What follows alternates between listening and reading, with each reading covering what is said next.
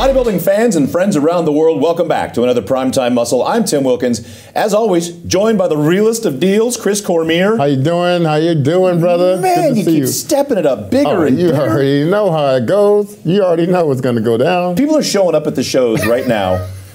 Tarek Kilkindi, promoters. Listen, I understand why you completely forgot about me, because myself, I'm overjoyed by what I see, Tim. You're right. So here's what's going on, Tarek. So fans are coming up to Chris at shows like FIBO and the Europa. Yeah, and man. They're saying, hey, is this what you're wearing? Because on the show, you look amazing. This is what you wore today. They're expecting Chris to step it up. They were disappointed in me when I was dressed.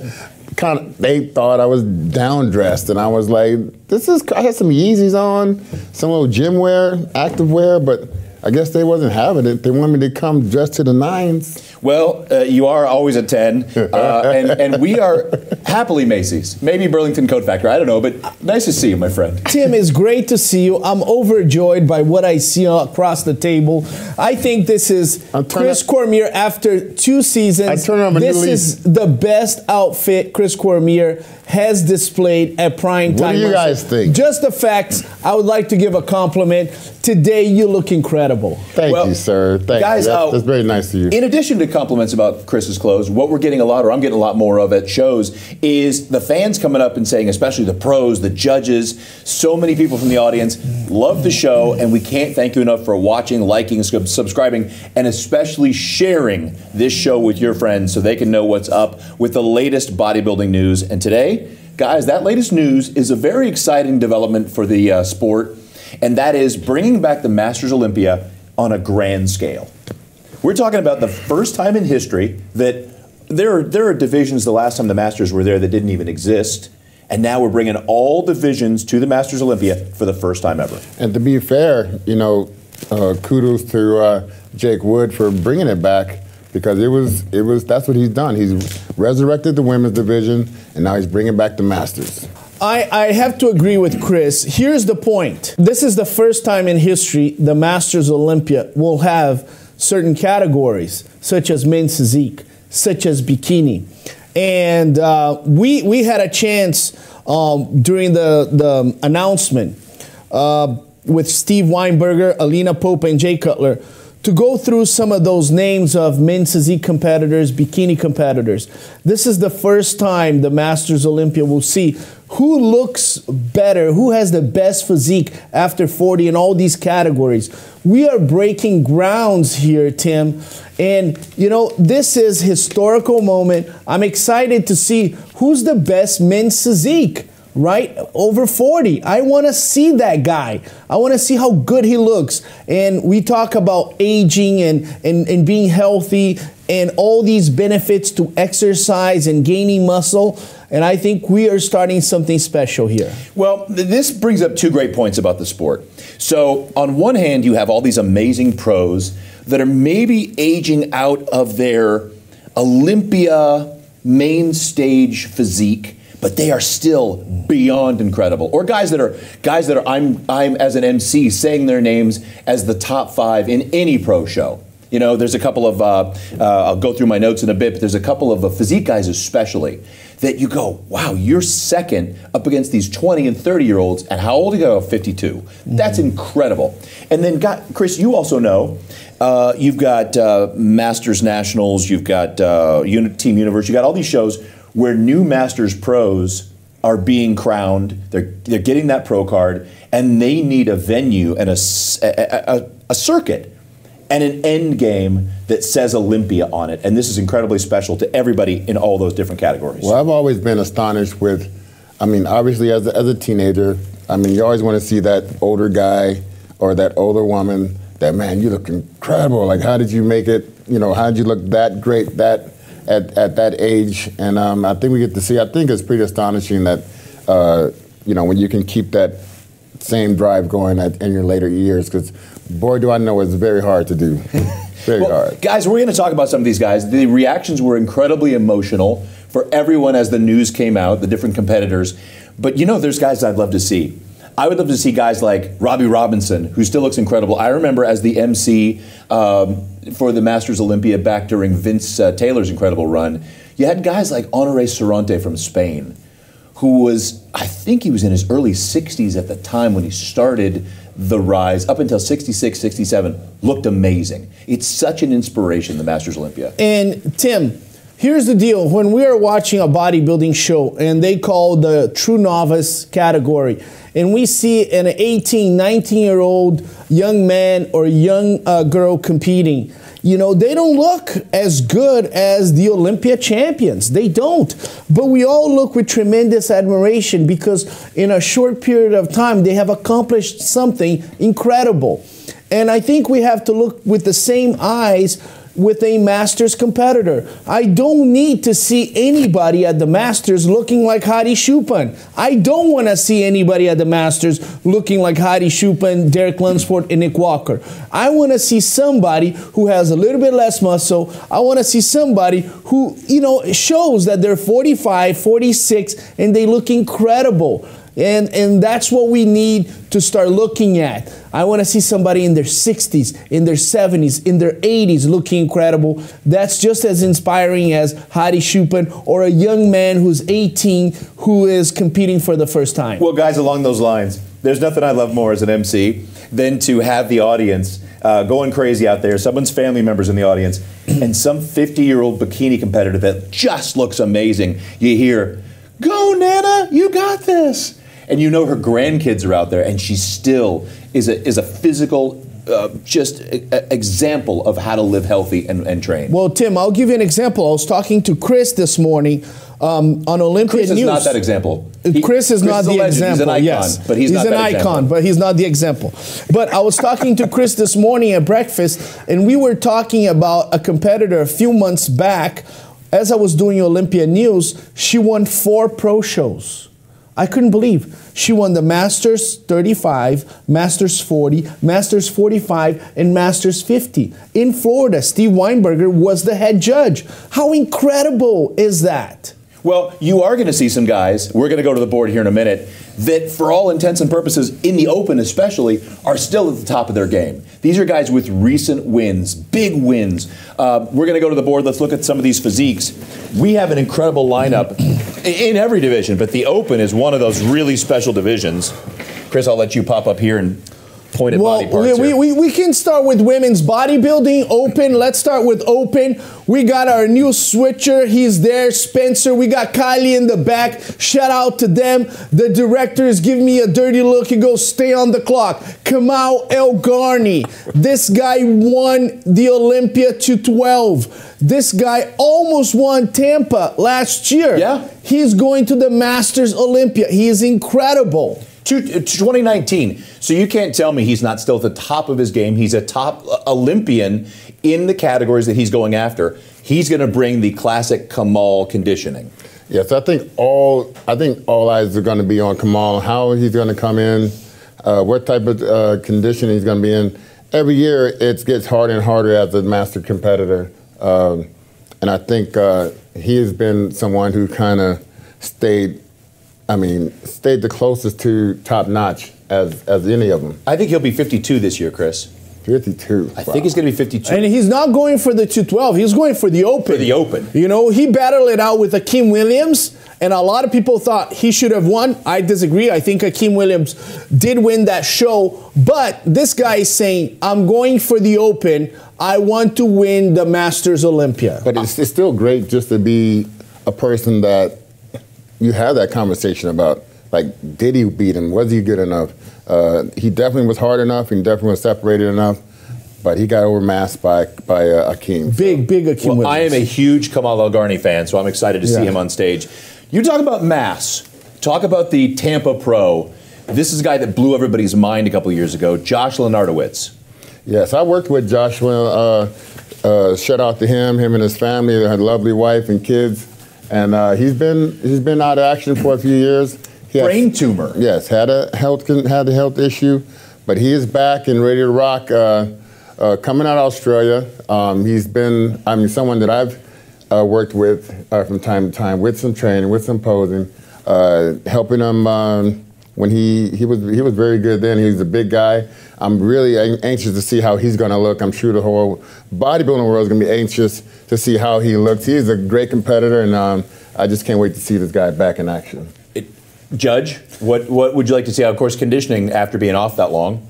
Tim, I judged Josh at the Ferrigno Legacy a few years back, and he won the show convincingly. Chris was there. I was helping him. He convincingly won the show.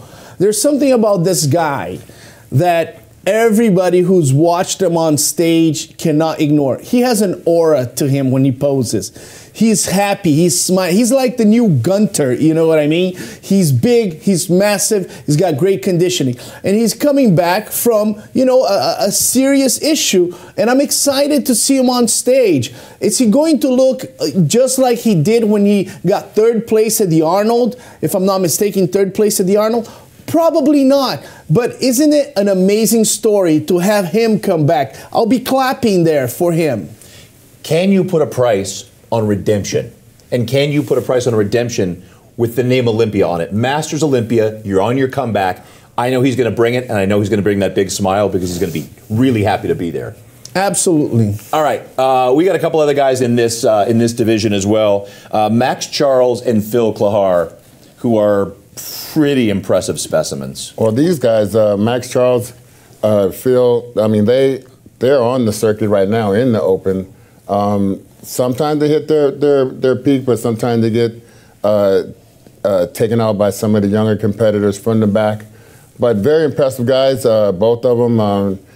I mean, they have a chance to do really great here. So. When Phil comes in conditioned, his size and symmetry and shape, his shoulder caps, everything is really pretty. Max Charles from the front, as soon as he walks in, you go, man, this is his show. And then from the back, sometimes we don't see enough separation. If he can equalize his talent from the front to the back, Max Charles is incredible. Phil Klahar was in Texas competing against Ian Valliere, against Steve Kuklo, and some people, like our friend the Menace, he said, I think he won the show. So this guy can surprise. But Tim, it's a list of about 15 to 20 guys. I'm letting you know, I travel all over the world. There's about 1 or 2 guys on that list that nobody's talking about, and they can shock the world. That's what I'm excited to see as well as some of our favorites, is the sleepers that come from out of nowhere, names we haven't heard of, some we can't pronounce. The beauty of this being the international federation, that are just going to shock everybody. And what we're excited about more than anything, to get Masters Olympia at a level that it's never been at. Guys, the last time I emceed this show, I think was 2004, 2005. This has to be the most competitive top 5 to 8 ever. So Robbie Robertson won the first one. Yeah. I was training with Robbie when he won this first one. So that was my training partner at the time. So I may be the lucky charm here, the lucky for Joshua Lenardowitz. Yeah, I may be that guy. Get a hold of yourself. Well, you know, honestly, you know, I want to win something. You know, get a hold of yourself. Can I be a part of something? You know, I already gave you a compliment about your outfit. Now, right, you know, right. just okay. We're good. All right, we're going to get a hold of Chris, and we're going to come back and talk more Masters Olympia when we come back on Primetime Muscle.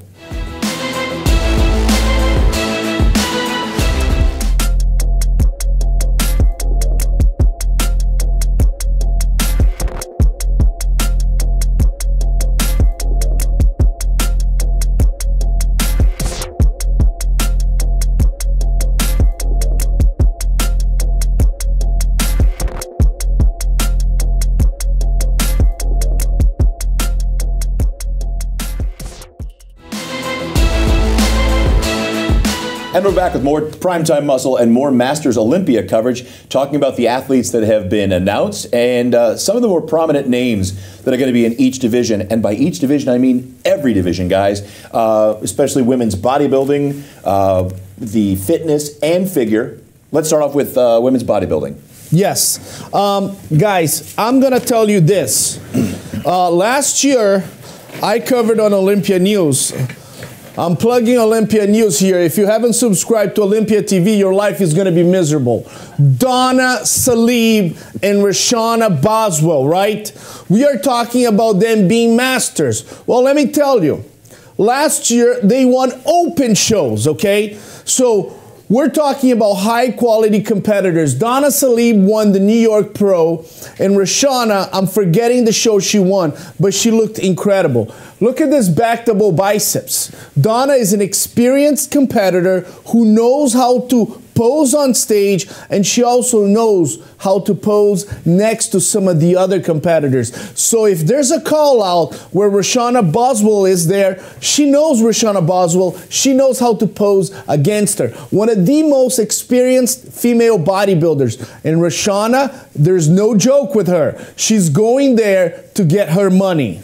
Well, Donna, I know Donna watches the show, so shout out to you, Donna. Thank you for watching all the time.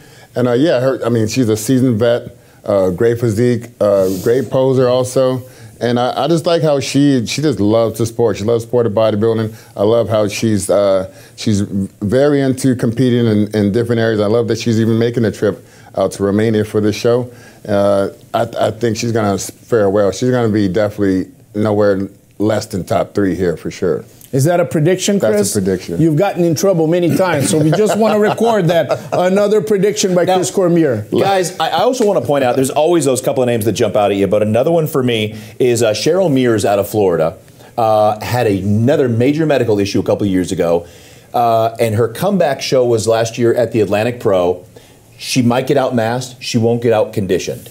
When she gets on stage, she's going to be up there, and it's going to be a real triumph. This show, like many others, is a personal triumph show to who's still got it, who wants it, and who can get it back. And Tim, Michelle Brandt, take a look at that list. Oh, yeah. Michelle Brandt, she is 65 years old. And she talked to me. She said, Tarek, I might be the oldest one there, but I'm going to kick some butt once I step on that stage. Barbara Mugen from Brazil, she was an amazing women's physique competitor. She's switching to bodybuilding, and she's going there to take no prisoners. Well, that's women's bodybuilding. It's going to have a great lineup. Now, there are other divisions that always get me how, I almost said the wrong thing, but I'm going to say it, how old some of the top competitors are. I go, you still got it.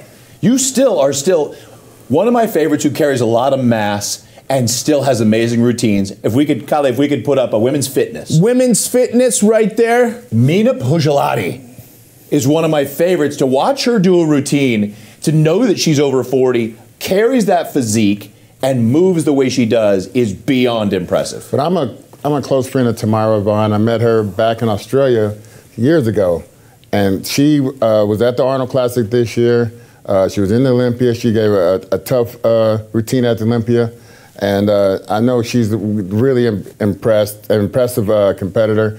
And I'm looking for her to do very well here because she competes on a high level now, and I think she's looking to be in that top 2 spots in this show also. Tim, once again, last year, Olympia News, I mentioned the name Tamara Vaughn as the winner of an open fitness show. I also mentioned the name Mina Pujolati on an open show. They are going to Romania to battle it out. Now, there's one thing I call the fitness category the heroes, okay? Because they're not only hungry on stage, they are jumping, okay? They are jumping. Their knees, their joints, their shoulders. And you talk to some of them, they look you straight in the eyes and say, yes, I might have some injuries, but I signed up for this. That's the fitness mentality. You can ask the current champions, Missy Truscott and Whitney Jones. They do not take prisoners once they go on stage. Now, this is the smallest division, but I think competitor to competitor, it's going to be the tightest because these are all competitors we know. Marta Aguiar, Maria Laura Cervelli, Debbie Fowler, Stephanie Jones, Sally Kendall Williams, still at the top of her game. Babette Mulford, still tearing it up.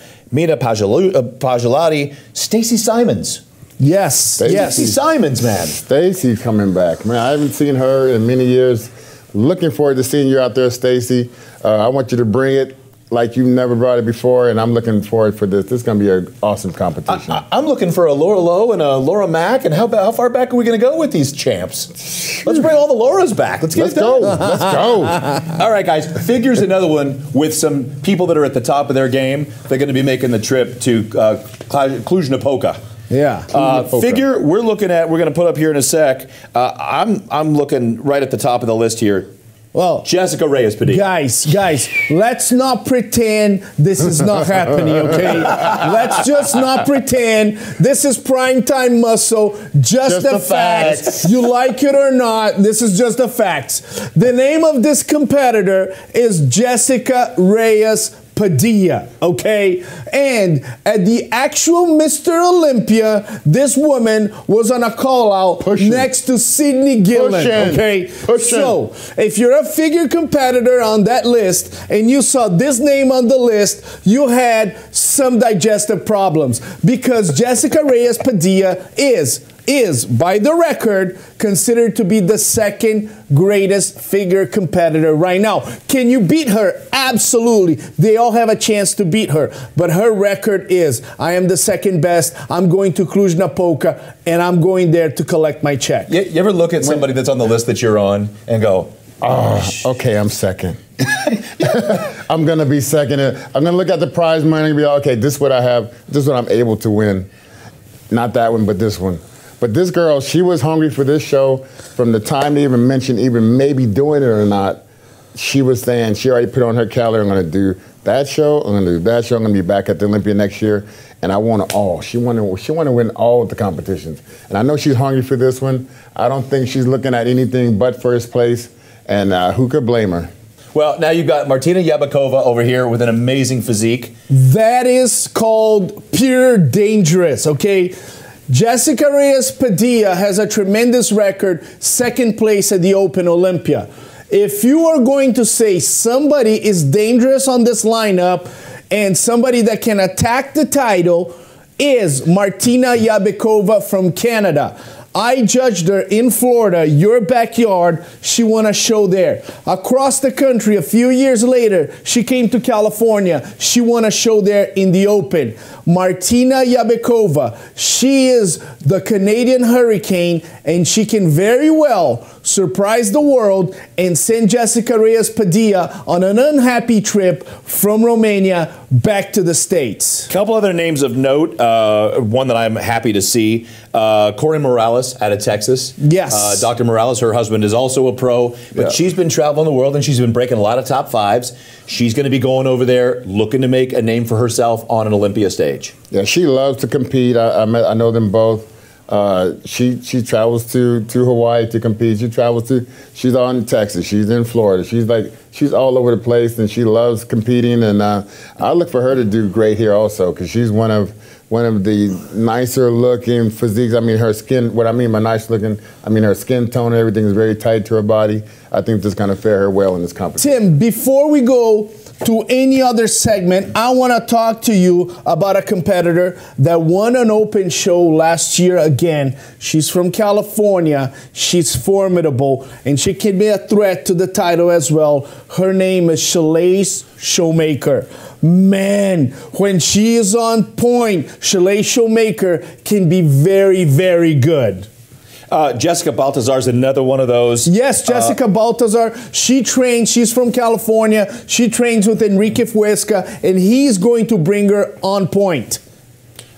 I'm excited about every division, and every division has a couple stars and a couple people that are going to come from out of nowhere and shock us all. And then I know as soon as they heard their name announced, what's that do inside your head, Chris? Oh, it just sends the shock waves throughout your body. You're already looking at the cardio. You're already placing out your food selection.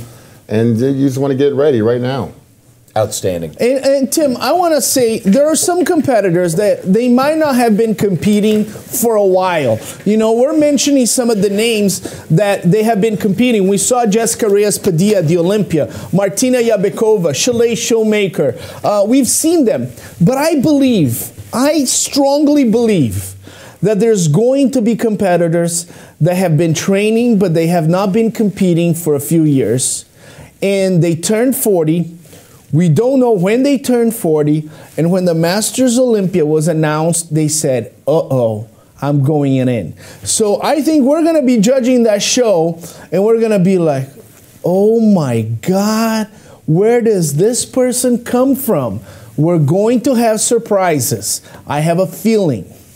Well, you've always got those guys and ladies by guys I mean you guys, the whole room, that are like the guys and girls. Guys and girls. Clarify that yes, before you get canceled. I don't want to get it canceled for any hashtag. Don't hate me. That are like the fines, like a Michael Krizo, or someone that's in some country somewhere that just out of the blue gives that flex, and you go, where have you been? But they're pros, so they've been there, done that. They've won their spot. They're just waiting for the right moment.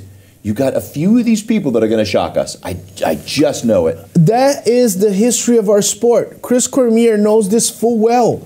He beat Ronnie Coleman left and right, Chris? Up and down. I mean, with all due respect to the king, Chris spanked Ronnie Coleman for a decade. And Chris, be respectful, man. Come on, he's the king. I had to beat him down to his very last compound. Okay, so the king surprised everybody in 1998. I was in New York in 2013 when the name Victor Martinez was on the list. Some guy said, I'm not competing. This is Victor's backyard. There's no way anybody can beat him. There was all these crazy names there. One of those names was Mamdou Al-Sabiah. And he turned out to be Big Ramy, who won the show. Surprises happen all the time. Well, we'll look forward to that and much, much more, and we'll look forward to more Primetime Muscle when we come back with our final segment.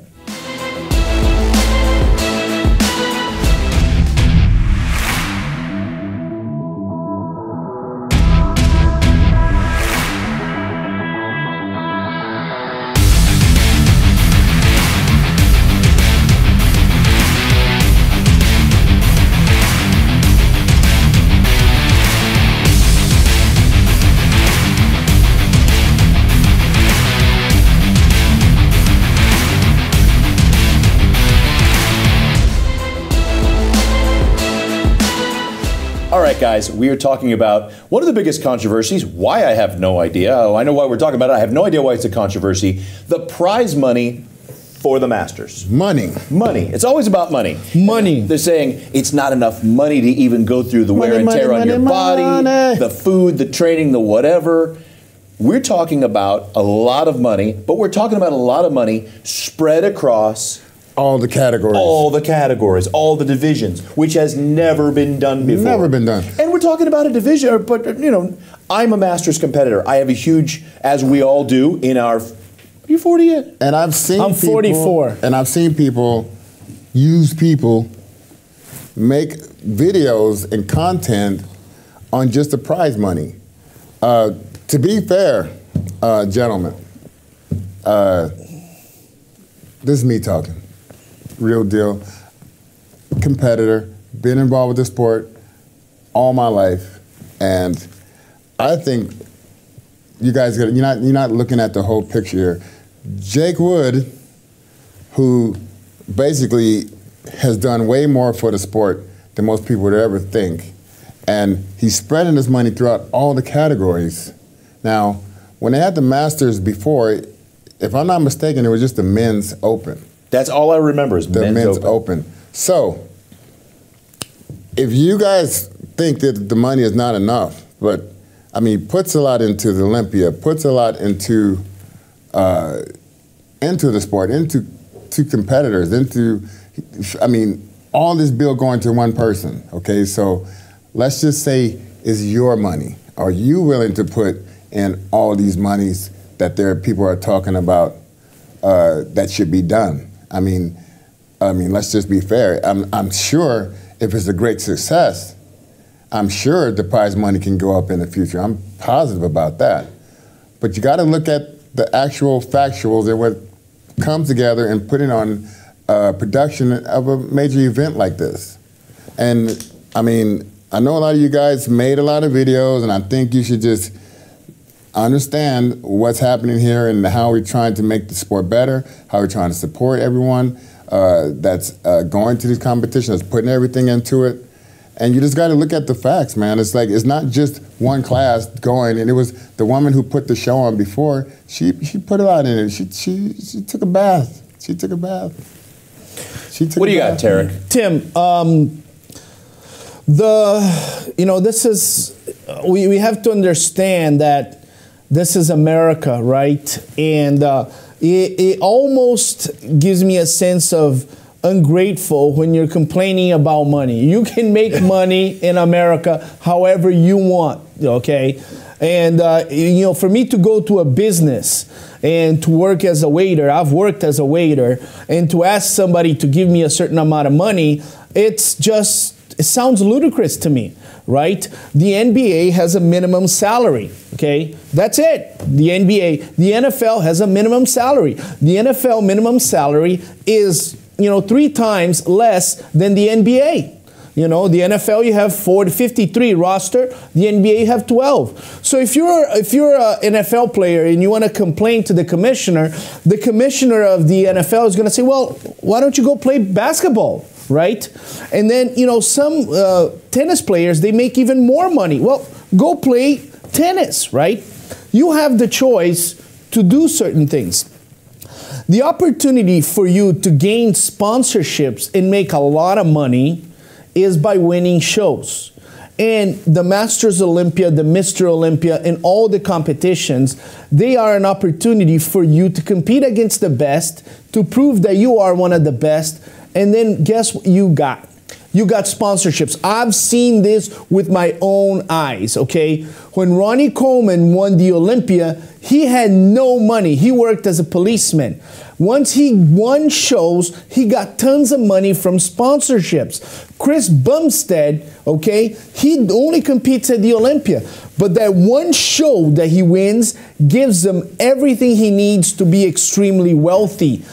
You are not here just because people are going to throw money at you. People are going to throw money at you once you win competitions. So go to the Masters Olympia, win, and all these anti-aging companies are going to come to you, okay? Jay Cutler made a lot more money in his life because of Muscle Tech and all his sponsorships than any prize money somebody will give to him. The NFL and the NBA, okay, which we're talking about billions and billions of dollars. If you didn't make to the playoffs, they give you zero money as a player, okay? Zero. So you didn't make to the playoffs, the NBA gives you zero money. If you make to the playoffs, the NBA has a pool, which is $15 million, okay? You divide that among all the players that made to the playoffs. This goes down to $78,000. The minimum salary that the team pays for each NBA player is $953,000 for 120 games. Yeah, the NBA is telling you we're gonna give you, okay, a little bit of money. It's not gonna tax you if you made it to the playoffs, okay? So I don't understand why people are complaining. Go to Romania, win the show, get your money, and then go to your sponsors. A lot of these people, they're saying, well, the cost of the flight to Romania. Most of the competitors I know have sponsors. Their sponsors are paying for them to go there. And if you don't have one, win shows and you're going to get sponsored. Well, Chris, let's break this down from your experience. Yesterday versus today, the 2000 era, which was really the tail end of the Joe Weider magazine sponsorship era, where you could go and do all those shows and make decent prize money. I got to tell, and I've told these young competitors for years, winning shows is not your ticket to cash. You've got to be creating your business, creating your image, going to sponsors, creating brands. You've got to have video content like Bumstead. You've got to be out there creating your brand, and winning and participating in these shows is the only way to validate who you are as a competitor. Yes, that's a great point, Tim, and you brought me back to when I was a rookie, coming up, you know, working from the Roxbury nightclub, working from GNC, and training twice a day, trying to become a competitor, professional competitor. With that, you know, when I first met Joe, I got a contract. It was a measly $2,000. It was nothing. I was like, Joe, I can't live off of this. Hey, Chris, I'm going to give you $2,000. Yeah. What? Yeah, Chris, I'm going to give you this, and you go out and you make some guest posts, and you write for the magazine, you know, all this stuff. So, you know, I did those things. Actually, second my first pro show, fourth at the Arnold Classic, sixth in Olympia, and then they bumped it up 1,000. You know, it wasn't like you know, I made this or whatever, but you have to start, you know, doing the appearances. You know, a lot of that is, you know, yesteryear stuff with some of these competitions, but now you have other ways to monetize money on social media. A lot of people, I know some competitors that I've spoken to, they're using this whole thing as, you know, doing a lot of filming for their YouTube. They're going to make a lot of money on their way going to and competing in the Masters Olympia. And that's what they're doing. We're looking for different ways to make the most out of this competition and this opportunity. Well, and let's break it down. Let's just be really honest. There are different leagues of the sport, male, female, semi-pro, pro, that have different attendance and viewership than the main show. And it's a little harder to get that enthusiasm as we get older, as a continuing Masters person. There's no Masters division of only fans. There's no AARP where they're making tons of money all day, every day, and people are turning out to see what they're doing at the villages and who's wearing a bikini. These competitors are still at the top of their game, but that game maybe doesn't have the same draw. So Jake is taking a huge leap of faith and saying, I respect these competitors that continue to make, they're either earning pro cards or they're maintaining their pro cards at the top of their game. He's taking a big leap and saying, I support this. I'm creating a main event for you to showcase against the best of the best and own that Masters Olympia title. Jake wanted to do this. Jake wanted to do the show. Who else is trying to do the show? Let's just do some factual math here, okay?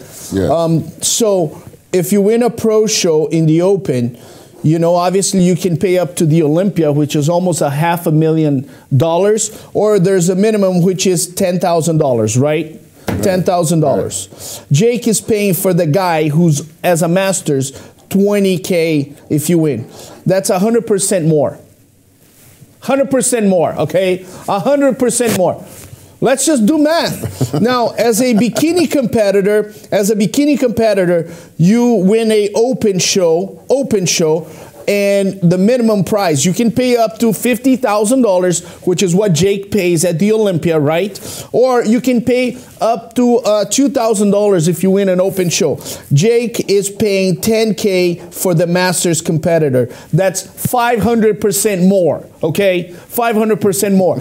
Just the facts, primetime muscle. My name is Tarek Ogindi. You need math. I got math. Come see him. I got math for you. Come see him. I got math. I got the percentages here. Okay, make a comment, subscribe, go ahead and put what you think about this topic. Think about this? I got math about this. I got math. 100%, okay, on the open bodybuilding and 500% on the other classes. His name is Jake Wood. He's our boss, and he pays more than your boss.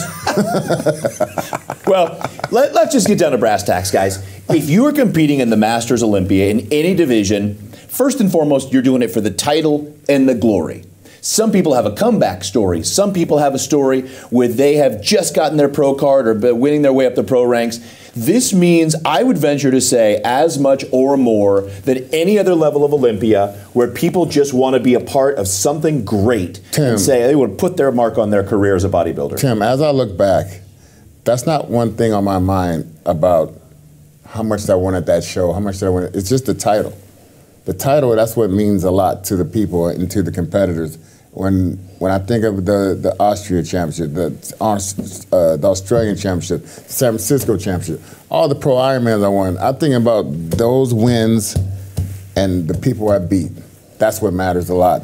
As a competitor that is still chomping so hard towards that pro card, getting on a pro stage is the next level, and you say, all right, I got the pro card, I competed as a pro. To think about being on the Masters Olympia stage is just priceless. Tim, one of the coolest things in our sport is when you turn pro. I see the emotions at the Nationals, at the USAs. So I've seen people that won the Olympia and almost had more emotion than when they turned pro. You know how much money they got? Zero. But they accomplished something that most human beings did not accomplish. The level of serotonin in your brain when you go through that experience is incredible.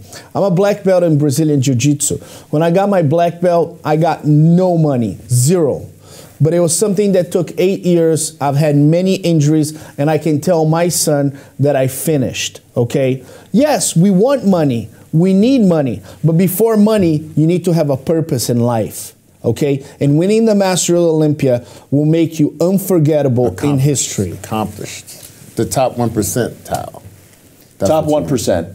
Well, as always, we like your opinions. Oh, well, we value your opinions. I wouldn't say we always like them. I'm going to go ahead and put it out there right there. Do it. We do like when you like, subscribe, and share this with your friends. And we love that so many of you, friends, fans, pros, judges, this is your cardio right here, the time we spend together on Primetime Muscle. So turn it up a couple notches, put the incline up, and quit being a baby. Let's go burn some fat. Let's go. For the real deal, Chris Cormier. That's what's up. The one and only Terry Kilgindy. Just the facts. Just the facts. And Tim Wilkins. We'll see you on the next Primetime Muscle.